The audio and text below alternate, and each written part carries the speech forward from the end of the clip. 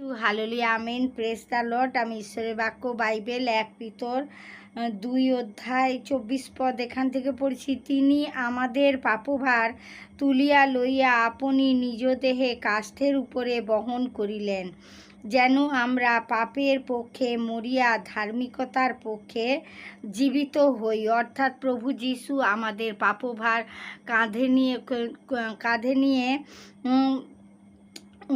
পাপভার তুলিয়া লইলেন, নিজ দেহে কাষ্ঠের উপরে বহন করিলেন, যেন আমরা পাপের পক্ষে মরিয়া ধার্মিকতার পক্ষে জীবিত হই। অর্থাৎ পাপ কাজ, যেটা মন্দ কাজ, আমরা ত্যাগ করে যেন ঈশ্বরের বাক্যর দ্বারায়, তার ধার্মিকতায় বিশ্বাস দ্বারায় আমরা কি জীবিত হই।